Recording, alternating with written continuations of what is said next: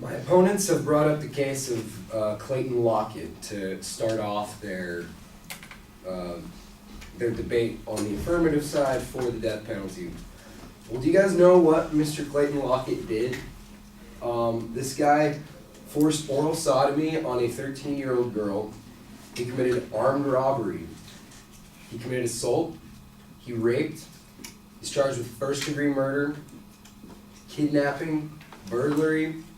Honestly, all of that in mind, I don't really care if his injection was botched.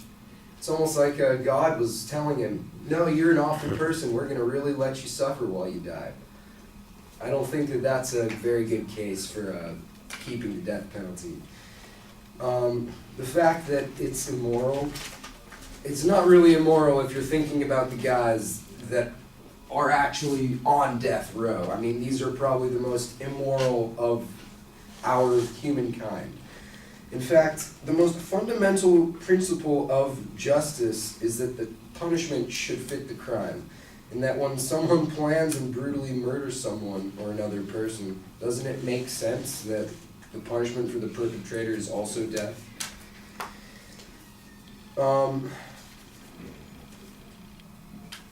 Especially with the death penalty, a lot of people think that it's not really a deterrent. So there's been a lot of studies about the deterrent effect of the death penalty, and there's varying conclusions on that, of course. The majority of studies that track effects over many years and across many states and countries find a deterrent effect. Indeed, other recent investigations using a variety of sample and statistical methods consistently demonstrate a strong link between executions and recent murder rates. Another good thing about the death penalty is that it provides closure for the families. In fact, some family members of crime victims may take years or decades to recover from the shock and loss of a loved one. Some may never recover. One of the things that helps hasten this recovery is to achieve some kind of closure. Life in prison just means the criminal still is around to haunt the victim. A death sentence brings finality to the horrible chapter in the lives of these families. Also, another thing that I'd like to bring up is the Fifth Amendment, which is essentially no person will be deprived of life without due justice. So going into the chance that there is innocence involved, our justice system is built around not letting that happen. And I trust my court system. I'm not sure about you guys, but I feel like they do a pretty good job. My opponents also brought up the fact of DNA, or not DNA, I'm sorry, that's me. They brought up killing innocent people. Pretty much with DNA testing, there has been no proof that any innocent person has been killed on death row, at least since the 70s. Before that, the studies are a little vague, but even if such executions have occurred, they're very rare. In fact, imprisoning innocent people is wrong, but we can't empty the prisons because of that, like, less than 1% risk. If improvements are needed in the system of representation or in the use of scientific evidence such as DNA testing, then those reforms should be instituted. However, the need for reform is not a reason to abolish the death penalty.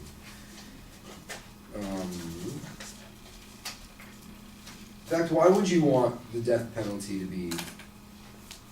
be abolished in our society? Our prisons are already overcrowded as it is. In fact, we might even want to do more executions at this point with how crowded the prisons are. Also, my opponents were bringing up the fact that physicians are asked to perform death penalty executions, essentially. And that's all fine and dandy, but I mean, they're physicians. Like, their whole job is to prevent suffering for specific peoples. In fact, some physicians who have participated in executions don't agree with the conclusion that they're being forced to perform these executions. And they view their role in capital punishment as consistent with the role as physicians, just preventing needless pain and suffering before death.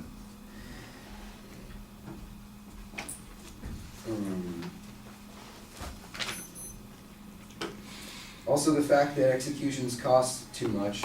The execution itself doesn't cost that much. I mean, the drugs only cost like about $100 for the 3-drug cocktail. So one, that's not too expensive. And two, incarceration costs are already sky high in this, at least this country, this state. And the only reason that it costs us a lot of money is because these guys on death row are allowed to keep appealing and keep appealing and keep appealing their case until they essentially die of old age. That's what's costing us the most money, are these lengthy appeal processes. So the fact that that people say it's lengthy, or that people say it's expensive, is just because of that small flaw in our court system.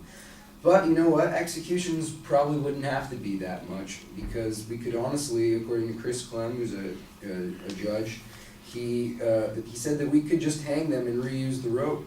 There'd be no cost. We could use firing squads and ask for volunteer firing squad members who provide their own guns and ammunition. Again, little to no cost. So obviously the death penalty shouldn't have to cost that much in our society.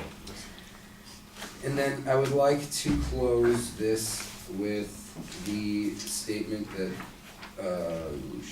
where is that? Oh. For years, criminologists have analyzed murder rates to see if they've fluctuated with the likelihood of convicted murderers being executed. But the results were inconclusive. And in 1973, Isaac Elric employed a new kind of analysis which produced results showing that for every inmate who was executed, 7 lives were spared because others were deterred from committing the murder. So who would you rather save the life of? This awful murderer who's raping and killing everybody, or 7 innocent people that have no part in this? Thank you.